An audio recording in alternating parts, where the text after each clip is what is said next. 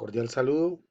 Mi nombre es José Manuel Solarte Cardona, docente de matemáticas en la institución educativa Quintín Lame, ubicada en el resguardo de Tacuello. En este video les presento la actividad de estadística diseñada para los estudiantes de grado octavo y noveno durante el periodo de aislamiento obligatorio por la pandemia del coronavirus.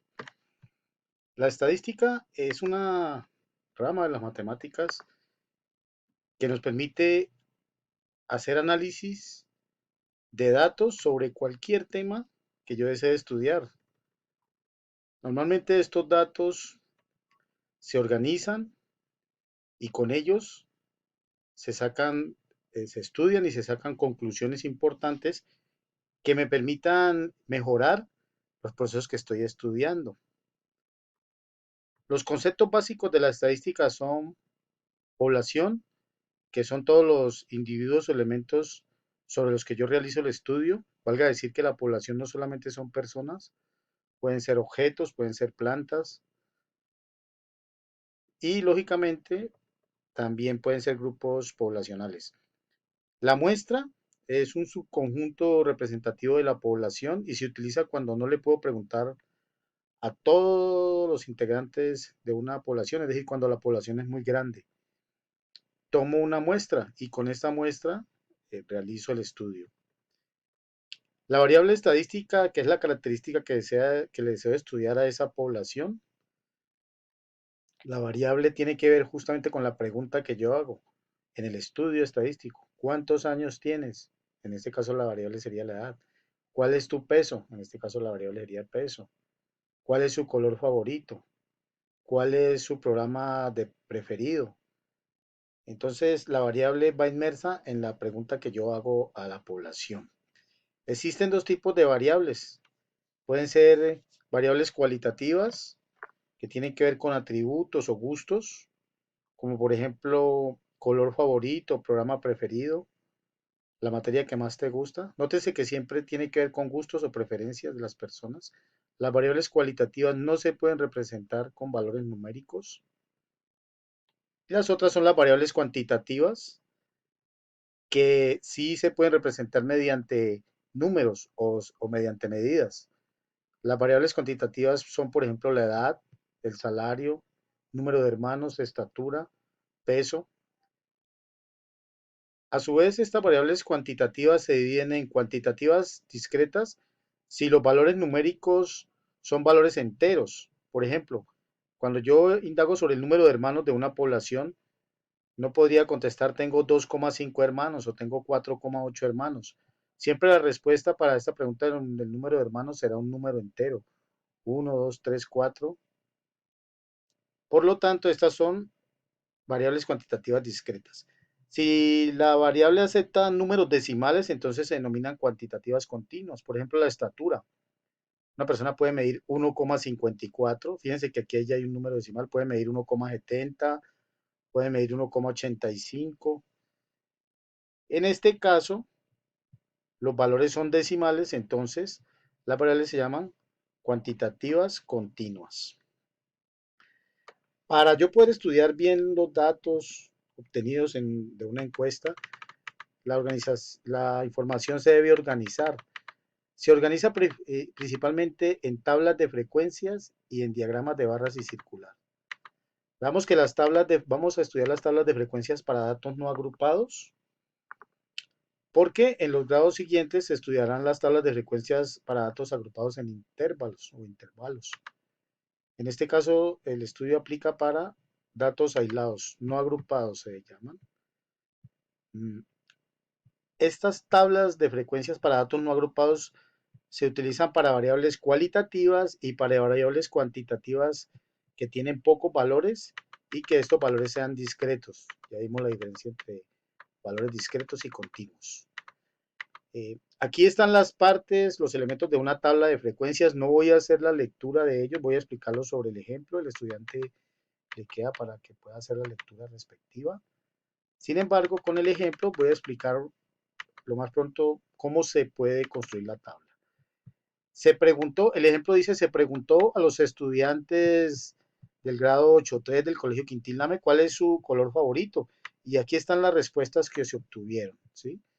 Fíjense que en la primera columna de la tabla va el color favorito, o sea, los valores que toma la variable, por eso se llaman variables, porque su valor cambia, varía. Entonces, en la primera columna van los colores azul, rojo, y así sucesivamente. En la segunda columna va el valor de la frecuencia absoluta. ¿A cuántos estudiantes les gusta el azul? Para nuestro caso, a 10 estudiantes les gusta el azul, a 8 el rojo, a 7 el verde, 4 el violeta y 2 el color amarillo. Estos datos se llaman frecuencia porque es las veces con qué frecuencia los estudiantes cogen azul, con qué frecuencia los estudiantes cogen violeta.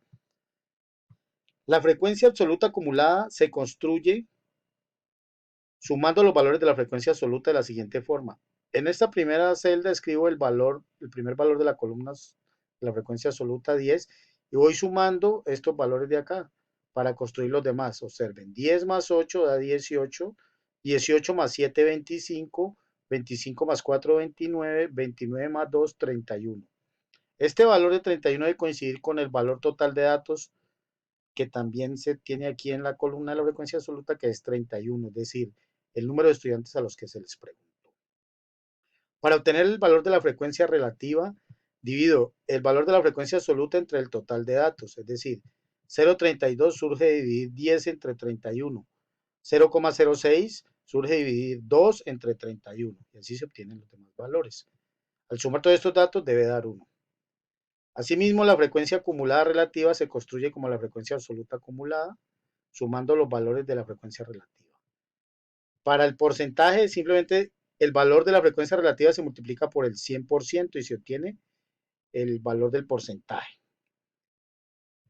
Otra forma de organizar los datos es mediante diagramas de barras. Aquí está la definición y básicamente quiero resaltar que los diagramas de barras se construyen desde la tabla de frecuencias con las dos primeras columnas. Es decir, en el eje X del diagrama de barras se colocan las cualidades de la variable, los valores de la variable.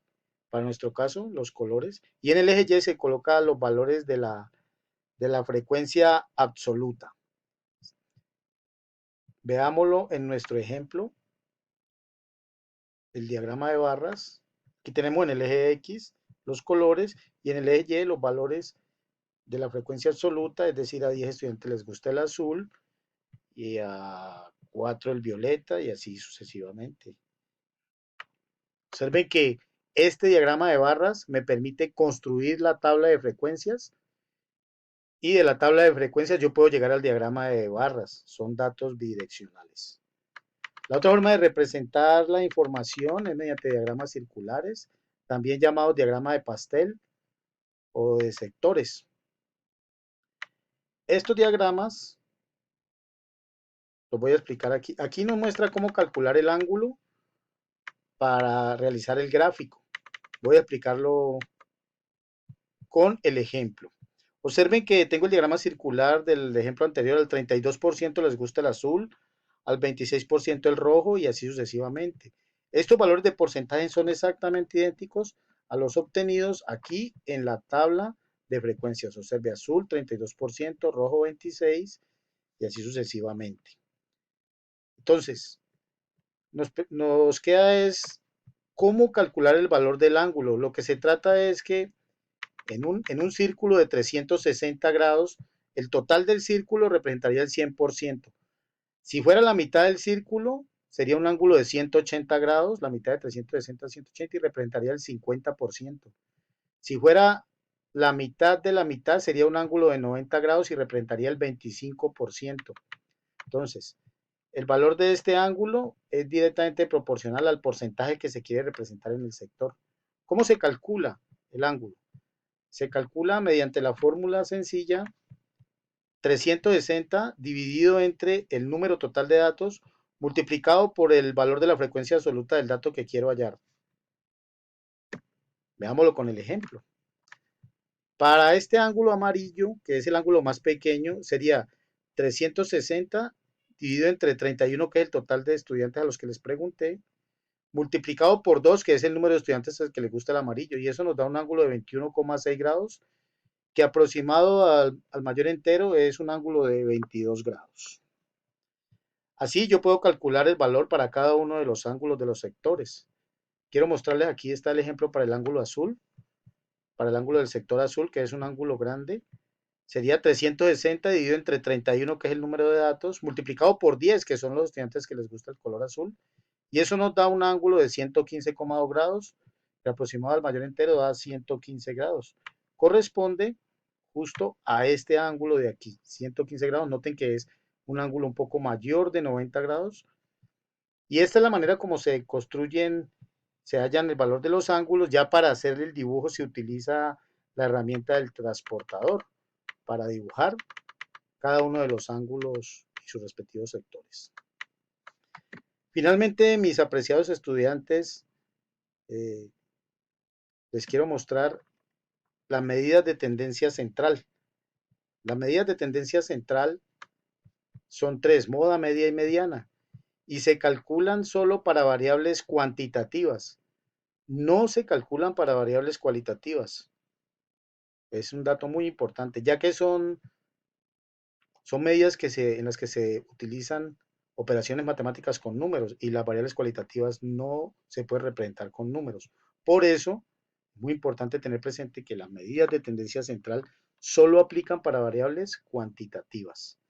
Entonces son tres: la moda, la media o promedio y la mediana, que creo que se han venido estudiando desde años anteriores, casi desde primaria.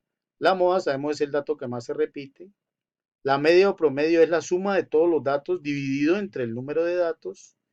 Y la mediana se calcula dependiendo de si los datos son pares o impares. Para esto tenemos un ejemplo sencillo aquí. Las notas de los estudiantes de noveno 3 de español son las siguientes. Aquí están todas las notas de 1 a 10. Nótese que lo primero que hay que hacer es ordenar los datos de menor a mayor o viceversa. Y una vez con los datos ordenados, procedemos a calcular esos valores. Pues la media o promedio simplemente es la suma de todos los datos dividido entre 21, que es el número de datos. Eh, Ese cálculo de la media o promedio nos da 6,19. Si yo sumo todas esas notas y divido entre 21, nos da 6,19. Para el cálculo de la mediana, sí hay que tener en cuenta si el valor del dato es par o impar, como lo explica el ejemplo respectivo. Nótese que como son 21 datos, entonces es un valor impar y se calcula la posición de ese dato, de la mediana. Esta forma me permite calcular la posición del dato. Se calcula sumándole 1 al valor total de los datos. Entonces 21 más 1 da 22 y se divide ese valor entre 2, da 11. Ese 11 me representa no la mediana, sino la posición del dato, que es mediana. Si yo miro los datos ordenados y cuento, corresponde a este 6. Por lo tanto, este 6 está en la posición 11, es la mediana de esos datos. Si los datos son impares, siempre va a haber un valor que está en el centro.